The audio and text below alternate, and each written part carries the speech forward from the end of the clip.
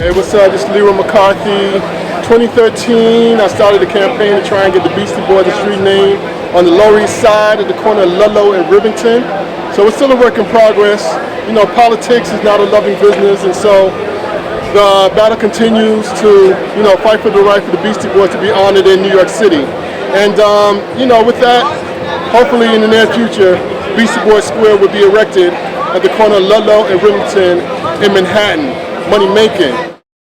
You took this on as your personal kind of cause in a way? Yeah, it's like, I think that there should be some type of recognition for New York City's indigenous art form and culture, hip-hop. And so I think there should be some type of milepost in each borough for a hip-hop act. Like I'm working towards having a street name for a Tribe Called Quest in Queens, the Wu-Tang Clan in Staten Island, and the Beastie Boys in Manhattan, Biggie in Brooklyn. And I'm reaching out to the family of Big Pun to have a street sign for him in the Bronx. So, every borough contributed to the worldwide globalization and popularization of hip-hop. And so New York City, where it's from, I think has been very lackadaisical in recognizing it. And so I think it's about time that New York City steps up and give it the love that it's getting from everybody else except for right, the place where it was born. Where it was born, exactly. So it's a work in progress. The hustle is real. You don't stop. So just making it happen. That's all. That's great. Yeah, that's right. You got all the boroughs in there, right? All the boroughs, yeah.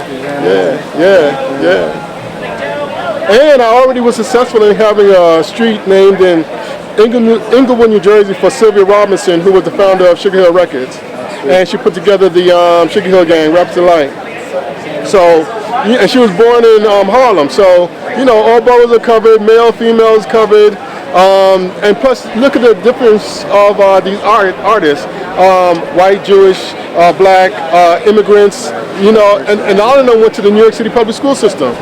So, New York City really needs to honor its indigenous art form and its creativity as well, because New York City is becoming very monolithic.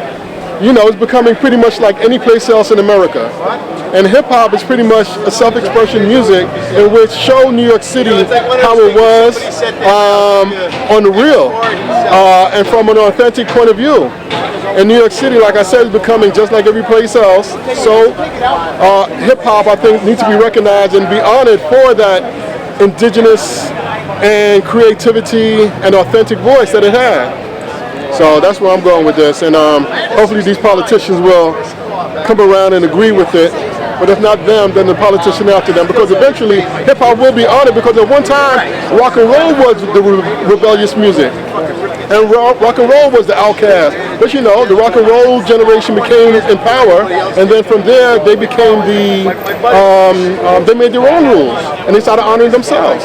And so hip-hop is taking over for the rock and roll generation in terms of just chronological order. And so with that, hip-hop should be honored in New York City as jazz is honored in New Orleans and country is honored in Nashville. This is New York City. This is what's up. So, so we're working hard to make things happen.